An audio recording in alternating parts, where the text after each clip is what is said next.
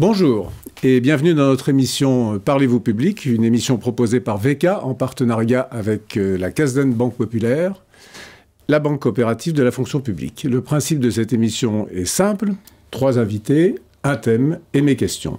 Et le thème de cette émission est santé mentale, état d'urgence et enjeux de société. Dans un ouvrage qui a été édité notamment par Psycom et l'AMF, dont je vous montre la couverture, qui titre « La santé mentale dans la cité », on peut lire, je cite, « La pandémie de Covid-19 et les mesures associées ont eu un impact sur la santé mentale de toutes et tous. Entre début 2020 et fin septembre 2021, 15% des personnes présentent un état dépressif, plus 5 points, 23% présentent un état anxieux, plus 10 points, 63% déclarent des problèmes de sommeil au cours des 8 derniers jours, plus 14 points, 10% ont eu des pensées suicidaires au cours de l'année, plus 5 points. Comme le soulignait par ailleurs récemment l'UNAFAM, 3 millions de personnes souffrent de pathologies sévères sur notre territoire et 13% des enfants seraient concernés par un trouble de santé mentale.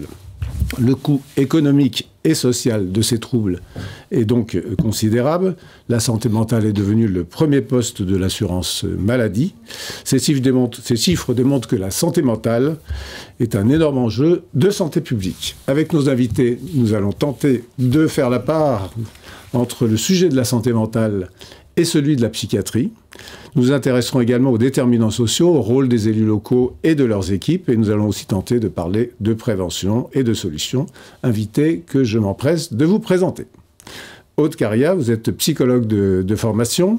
Après différents postes, dont un que j'ai noté, vous avez mis en place la Maison des usagers à Sainte-Anne à une époque de votre carrière. Vous êtes aujourd'hui directrice de Psycom, un organisme public d'information sur la santé mentale et de lutte contre la stigmatisation, qui a pour objectif de faire de la santé mentale l'affaire de toutes et tous. Et vous êtes membre du conseil d'administration de la Société française de santé publique et de l'Observatoire national du suicide. Rachel Hochelet, vous êtes psychiatre, chef du service au CHU de Nantes, présidente de l'UNPH, pour traduire Intersyndicat national des praticiens hospitaliers, spécialisé dans l'adolescence. Vous êtes à l'origine d'unités référencées concernant l'adolescent et le jeune adulte en crise. Vous avez été, quand on parlait tout à l'heure de collectivité locale, commissaire scientifique du colloque Ville et Santé Mentale, qui était à Nantes en 2022. Et vous êtes membre du comité consultatif national d'éthique.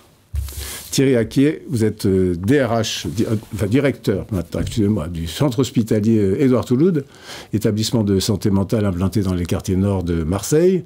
Vous avez occupé divers postes avant, DRH précisément, chef d'établissement et d'autres dans 2 CHU, ainsi que la fonction, nous parlions également de collectivité, de DGA des ressources internes au sein du département du Gard. Et vous avez été à une période de votre carrière délégué régional de la FHF, en région PACA. Bonjour à tous les 3 et merci de votre présence. On va peut-être commencer par vous, Aude Caria. Le sujet de la santé mentale est régulièrement associé à celui de la psychiatrie, ne serait-ce d'ailleurs que dans les assises qui avaient été organisées par l'État, l'assise de la psychiatrie et de la santé mentale. Les deux vivent des crises différentes, et avec des causes et des constats qui sembleraient ne pas être du même ordre. Alors, je pense que pour commencer, effectivement, c'est important de faire un point de vocabulaire, parce qu'il y a souvent beaucoup de confusion ou d'amalgame entre la santé mentale et la psychiatrie. En gros, quand on parle de santé, déjà, on oublie souvent la santé mentale. Et quand on parle de santé mentale, on oublie la santé mentale. C'est-à-dire qu'on parle surtout de maladies mentales, de troubles psychiques, d'accès aux soins. Et en fait, on parle essentiellement de psychiatrie. Donc il faut bien comprendre que la santé mentale, ça concerne toute la population. Et la psychiatrie, ça concerne les personnes qui ont des troubles psychiatriques et qui ont besoin de soins. Donc au Psycom, effectivement, nous, on est un organisme d'information sur la santé mentale, donc au sens de l'OMS, c'est-à-dire une vision globale, universelle, qui est, on pourrait définir comme la recherche permanente d'un équilibre psychique entre toutes les dimensions de notre vie. Et notre santé mentale, on a toutes et tous une santé mentale. comme on a une santé physique. Et elle évolue tout au long de la vie en fonction de différentes choses. En gros, si on synthétise, en fonction de nos ressources et des obstacles qu'on peut rencontrer dans la vie. Donc nos ressources, c'est par exemple notre capacité à faire face au stress, notre environnement social, et les obstacles, ça peut être des événements de vie comme un divorce, une perte d'emploi, etc. Mais c'est aussi les situations de violence, par exemple, les situations de discrimination auxquelles on peut être exposé. Et puis aussi, tout cela, ça a un impact sur notre santé mentale. Ça peut entraîner des troubles psychiques, voilà, et pour lesquels on a besoin de soins. Donc vraiment cette notion de globalité, on est toutes et tous concernés dans le sens où on a toutes et tous une santé mentale. Et que notre environnement, 60% de ce qui impacte notre santé en général et notre santé mentale, ça relève pas de l'individu. En fait, ça relève de la société, ça relève de l'environnement social, économique, etc. Mais on y reviendra un petit peu plus tard. Rachel Baucher, sur cette question ? Oui, moi je voudrais commencer par dire que psychiatrie et politique, on partage un objet commun, c'est rendre possible, c'est manier l'art du possible. C'est possible de changer. Alors pour compléter ce que disait Oudkaria, je dirais si la psychiatrie est une discipline médicale, la santé mentale fait partie de la santé publique. Bon, je vais faire une définition plus simple. C'est quoi la santé mentale ? C'est le socle de notre bien-être individuel, mais c'est aussi, comme tu l'as dit Aude, le reflet d'un bon fonctionnement collectif, et ça, c'est un état qui varie en fonction des différents éléments extérieurs. On a eu la pandémie, mais on a les guerres, on a le dérèglement climatique. Ce que je voudrais dire, c'est que, quel que soit le dispositif de soins, je parle en tant que psychiatre, ça n'abolira pas toutes les souffrances humaines. Et donc, si on essaye, en quelques mots, de dire il faut redéfinir le dispositif de soins psychiatriques avec ses forces et ses faiblesses, la première chose, au niveau de la souffrance, on ne peut pas soigner toutes les souffrances. Toutes les souffrances ne relèvent pas de maladie mentale, autrement on irait jusqu'à une société aseptisée.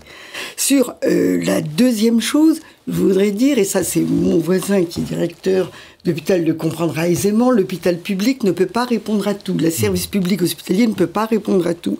Il faut aussi mettre des priorités. Les priorités, c'est l'inégalité d'accès aux soins qui varie de 1, je dirais même à 20 aujourd'hui, tellement c'est différent. Et donc, il faudra mettre toutes différentes structures possibles en hospitalisation ou en ambulatoire dans le cadre d'un parcours de soins. Troisième élément, sur lequel on reviendra, il faut davantage relier la prévention et le soin. C'est un peu ce qu'on disait avec Aude, c'est santé mentale et psychiatrie. Et enfin, il faut favoriser la culture psychiatrique dans les différents concepts qu'on a à voir. Pourquoi ? Pour permettre un équilibre entre l'offre ambulatoire et l'offre hospitalière, pour qu'il y ait un chemin entre soit une consultation, soit une hospitalisation, mais entre les deux, il y a des alternatives à l'hospitalisation, et permettre aussi un décloisonnement entre les différents champs médical, social, médico-social. Mais surtout, ce qu'il faut, à l'heure d'aujourd'hui, c'est des moyens financiers. Je le dis clairement parce qu'autrement, il va y avoir différentes propositions. À l'heure où il y a différentes annonces, on a eu des annonces dimanche dernier sur l'état d'urgence des jeunes, l'état mental des jeunes, mais il faut des moyens financiers, il faut des moyens politiques, et il faut une mobilisation au nombre de laquelle, je dirais, une mobilisation citoyenne, parce que le grand enjeu, et je crois qu'on est tous autour de la table à le partager, c'est la déstigmatisation. Il reste des tabous majeurs concernant la maladie mentale. Alors Thierry Acquier, d'abord peut-être réagir aux propos que vous avez entendus avec votre regard de l'hôpital Nord de Marseille, si je puis dire. Et puis, on a déjà abordé, je dirais, la deuxième partie de cette émission, qui est en fait les liens entre psychiatrie et acteurs du territoire, quoi. J'ai vu un document qui est sorti récemment de la FHF qui dit la psychiatrie va bien au-delà du champ sanitaire et doit irriguer l'ensemble des politiques publiques menées notamment sur les territoires. Donc ça, je dirais, il y a cette formule entre la différence entre la beauté du sport et la réalité du ring, qui est un peu pugilistique, mais qu'est-ce qu'il en est avec votre vision et votre quotidien ? Alors, avec ma vision quotidienne sur le quartier nord de Marseille, il est clair que les déterminants sociaux ont une incidence sur la maladie mentale, de toute évidence, puisque quand vous n'avez pas de logement, quand vous n'avez pas d'emploi, ça génère un certain nombre de conséquences. Marseille est un lieu d'accueil de migrants qui arrivent dans des conditions épouvantables. Et donc, effectivement, c'est aussi une prise en soin complémentaire. Je rebondis sur ce qu'on disait, c'est-à-dire que l'hôpital public ne réglera pas tous les problèmes de la société en médicalisant la totalité du mal-être social qui se reflète dans nos établissements. Alors pour réagir sur la proposition du document de la FHF, c'est réaffirmer l'organisation des soins en psychiatrie sur les territoires, pour dire d'abord que les territoires ne sont pas homogènes en termes d'armement d'établissements sanitaires, sociaux, médico-sociaux. Et donc ça, c'est un vrai problème. Qu'aujourd'hui, on est dans une pénurie médicale en psychiatrie qui est abyssale et qui n'est pas derrière nous, mais devant nous. Donc ça fait partie des inquiétudes qu'on peut avoir. Dire qu'il faut coordonner les acteurs des territoires, je trouve que c'est une bonne idée, sachant que les acteurs des territoires ne sont pas dans un meilleur état que les acteurs sanitaires. Je prends l'exemple à Marseille du logement. On est en difficulté de logement pour la population normale, donc faire accéder des patients psychiatriques au logement, c'est très compliqué. Oui, vous disiez en préparant cette émission que les rapports avec les bailleurs sociaux sont extrêmement importants parce qu'avoir un logement, c'est une... Extrêmement important, oui, mais dès l'instant où on nous propose que des logements pour des malades psychiatriques dans des cités qui sont déjà très compliquées, ça résout rien. Nous, on travaille maintenant avec des associations qui sont sur du droit commun en termes de logement et on a des résultats bien plus positifs.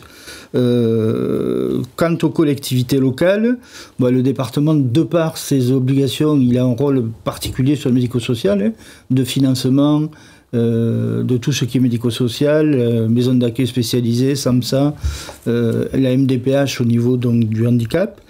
Et la mairie, par exemple, devrait avoir un rôle moteur en matière de conseil local de santé mentale.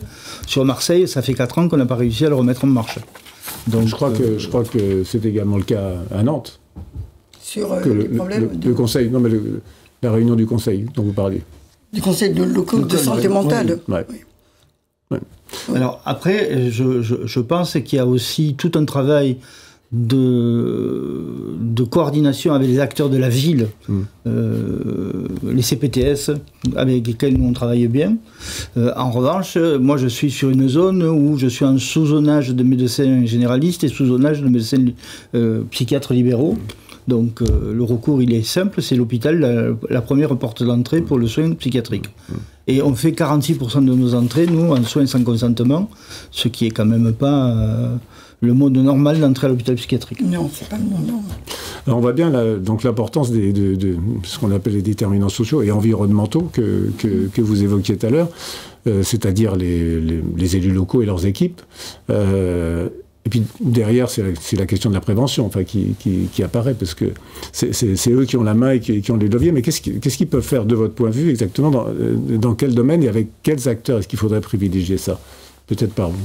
Oui, alors disons, vous n'avez pas rappelé, peut-être que ce qui est important, c'est que moi j'ai été élue pendant 20 ans. Exact. Et donc j'ai été élue à la ville de Nantes.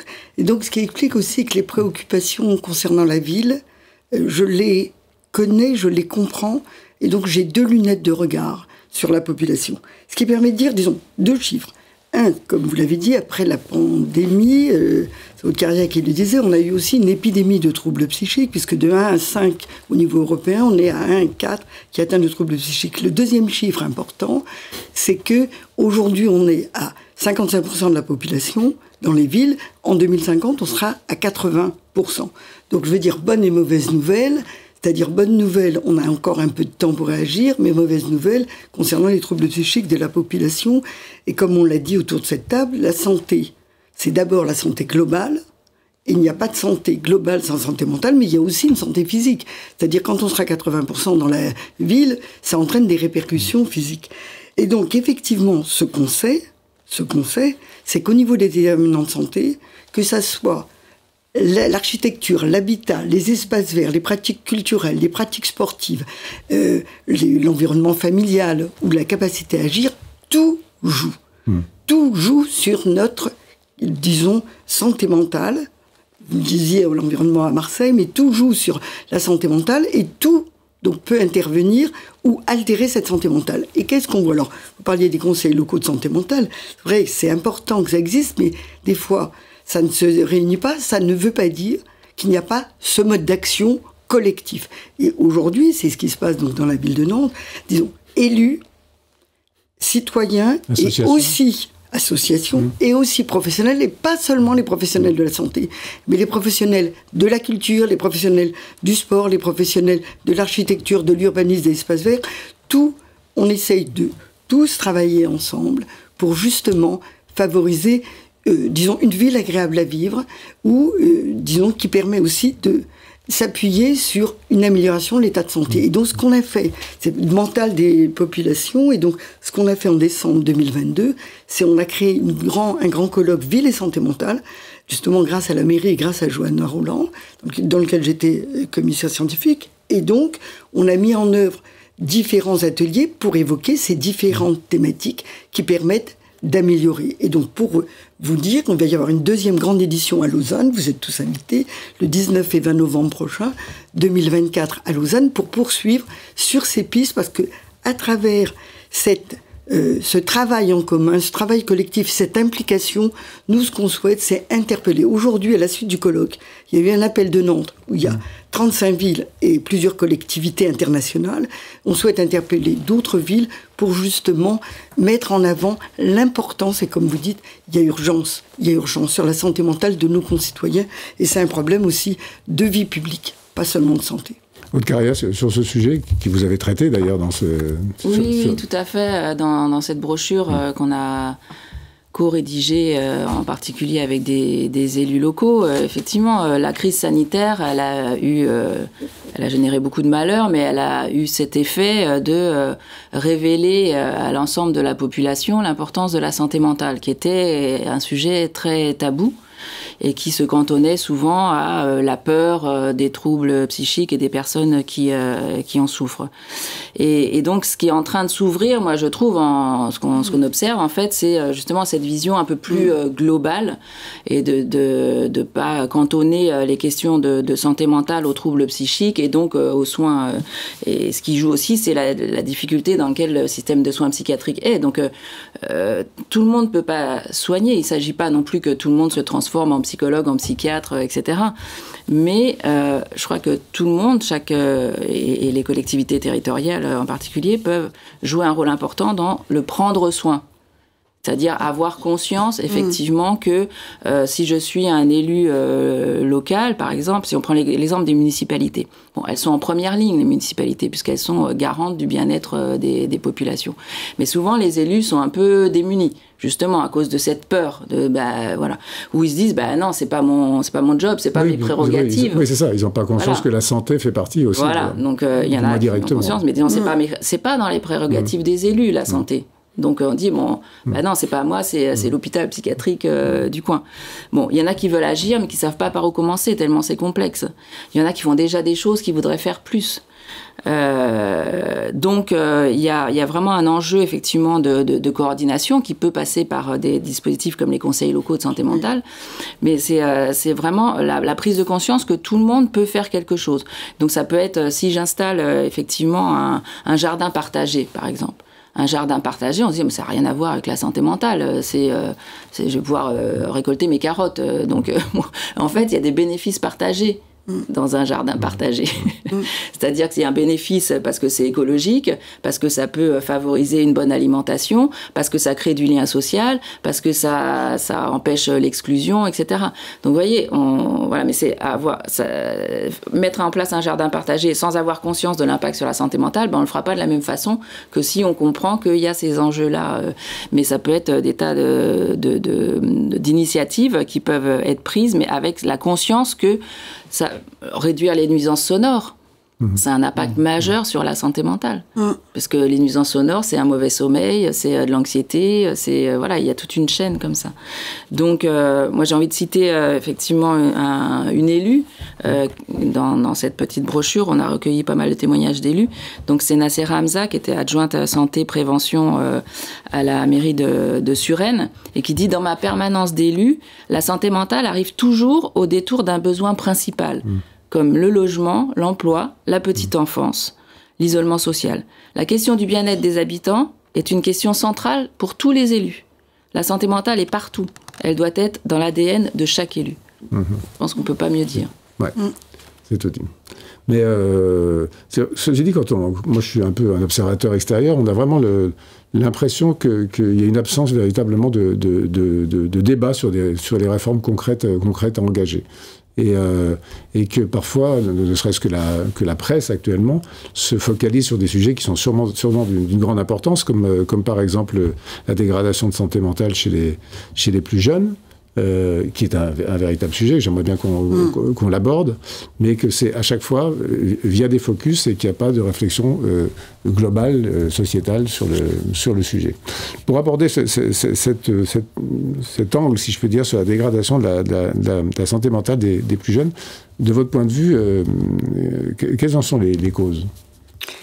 Écoutez, déjà, même avant la pandémie, il faut savoir que les jeunes Français ont une représentation négative du futur. C'est eux qui, disons, à 30%. Donc, je veux dire, c'était bien avant la pandémie. Ensuite, il y a eu pas mal d'études qui ont été répertoriées, mais même avant, donc c'était en 2017, pour dire aussi que souvent, on associait jeunesse avec mythe de la robustesse, de la résilience, alors que c'est faux, puisque l'adolescence, c'est une période charnière où se jouent beaucoup d'enjeux fondamentaux sur des choix cruciaux à faire, et puis il y a une vulnérabilité par rapport à toute l'orientation et le futur de la vie, surtout dans la vie qu'on connaît. Donc je veux dire, il y a des éléments comme ça. Après, il y a eu la pandémie qui a fait cette épidémie de troubles psychiques, en sachant aussi, il faut savoir d'un point de vue purement épidémiologique, que la pathologie mentale commence globalement entre 16 et 24 ans pour 80% des pathologies, que seulement un quart des jeunes ont accès aux soins. Donc la question, c'est comment on facilite l'accès aux soins et comment on facilite l'alliance. Donc là, c'est important de dire, première chose, il faut faciliter le lien, il faut faciliter l'accessibilité. Donc quel type de structure on peut créer ? Pas seulement des consultations, entre les consultations et l'hôpital, là, il y a justement, pas plus tard qu'hier soir, moi j'ai innové une structure qui s'appelle l'équipage, c'est des soins intensifs à domicile pour les jeunes, pour faciliter l'alliance et pour faciliter l'adhésion aux soins. Mais il faut créer différentes structures organisationnelles. Mais comme on l'a dit là tous, c'est que concernant les jeunes, surtout à ce moment-là, il n'y a pas que le problème des soins, il y a également le problème et du logement, et des études, et de l'habitat. Et donc, il faut savoir que les jeunes sont aussi en situation de stress par rapport à ce que je pourrais appeler cette triple peine, ces difficultés affectives, éducatives, universitaires, sociales. Donc, pour résumer, juste en 3 points, c'est-à-dire, 1, il faudrait arrêter, mettre fin à ce mythe de la jeunesse. Ils sont forts, ils sont robustes, donc c'est pour ça qu'on n'avait fait aucune mesure, d'ailleurs, pour les jeunes au départ, je me rappelle sur la pandémie. 2, rappeler aussi et apprendre aux gens qu'on est tous des éponges à émotions et qu'il faut verbaliser des émotions négatives. Et 3, qu'il faut apprendre aussi à parler et à en parler suffisamment tôt pour demander de l'aide. Il ne faut pas avoir honte, et c'est là où on retrouve la stigmatisation, donc il faut déstigmatiser. Et juste un dernier mot, c'est Nizan qui disait « J'ai 20 ans, personne ne me fera dire que c'est le meilleur âge de la vie. » Celui qui me dit ça, je lui donne un coup de poing dans la gueule. C'est vrai que les jeunes, d'abord, c'est pas nous en moins vieux. Il faudrait peut-être regarder ça avec un autre regard. Thierry, par rapport à cette question... je partage totalement. Il y a aussi un sujet qui est prégnant à Marseille, c'est la problématique de consommation de substances illicites. Nous, on vient de réouvrir une consultation jeunes consommateurs dans un lieu déstigmatisant qui ne soit pas à l'hôpital, en plein centre-ville de Marseille, avec une équipe mobile aussi pour aller vers les jeunes, et une unité de thérapie familiale pour prendre en charge les parents et les ados. Je vous rejoins aussi sur le fait que certes, il y a des troubles psychiques chez les ados, et fort heureusement, il y en a, 10% qui vont vers le soin psychiatrique. Le reste, c'est un passage compliqué de l'adolescence, mais qui arrive à se gérer de manière un peu plus souple. Donc moi, je crois que sur nos organisations, il faut effectivement inventer des organisations qui ne soient pas... quand c'est pas nécessaire, hospitalière, mais sur la cité, dans la cité, avec des acteurs. Nous, on travaille avec Mission Locale, École de la deuxième chance. On essaie de travailler au plus près des publics jeunes pour justement apporter du soutien sans que ce soit nécessairement du soin au sens strict. Le centre dont vous parlez est installé dans une rue emblématique de Marseille qui porte un nom plein d'espoir qui s'appelle la rue Paradis. Donc voilà. Aude, sur ce sujet-là, oui, effectivement, c'est un sujet brûlant. D'ailleurs, Santé publique France a sorti hier une étude, donc on a des chiffres assez précis. L'étude En classe, qui a été réalisée avec l'École des hautes études en santé publique et l'éducation nationale, et qui montre ce que vous disiez, qui confirme que la dégradation de la santé mentale des collégiens et des lycéens se poursuit, en fait. Juste quelques chiffres, 14% sont à risque de dépression, 24% ont eu des pensées suicidaires dans l'année, c'est quand même pas mal, 24%. Et puis il y a aussi, ce qu'on constate aussi, c'est un différentiel filles-garçons. C'est-à-dire que les filles déclarent une moins bonne santé mentale que les garçons. Et ça, il peut y avoir plusieurs raisons à ça. Peut-être à mettre en lien avec le rapport du Haut Conseil à l'égalité aussi, qui montrait que les violences sexuelles et sexistes perduraient, les représentations sexistes perdurent dans notre société. Donc une façon d'agir, par exemple, pour la santé, en faveur de la santé mentale des jeunes, c'est d'agir contre les violences sexuelles et sexistes, par exemple. Un autre élément qui me semble important, c'est le sentiment de solitude. En fait, il y a 27% des jeunes qui disent se sentir seuls. C'est quand même énorme. On pourrait croire, effectivement, le plus bel âge de la vie, ils sont connectés tout le temps. Ben non, en fait. Ça a même dépassé, en fait, ce sont les jeunes qui se sentent le plus isolés socialement que les personnes âgées.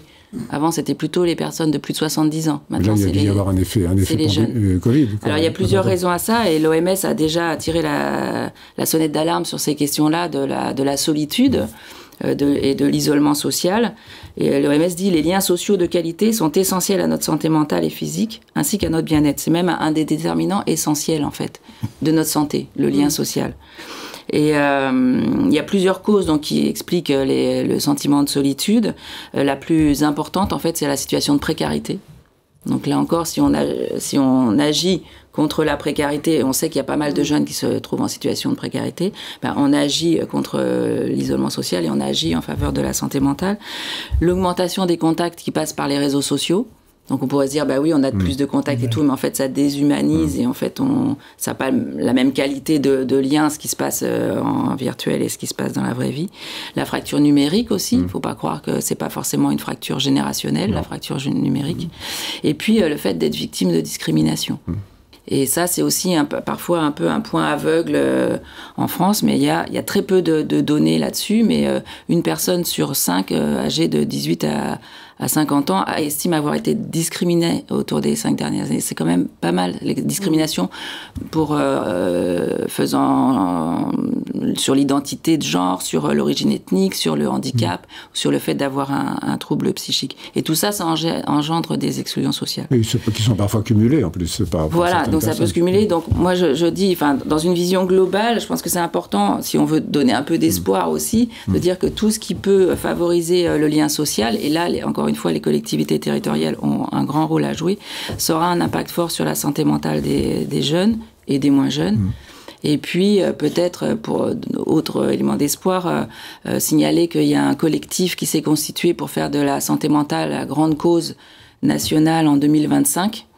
Et donc là, c'est aussi plus de 25 partenaires et de la population aussi qui peut contribuer à faire monter ce sujet dans le débat public par l'obtention d'un label grande cause.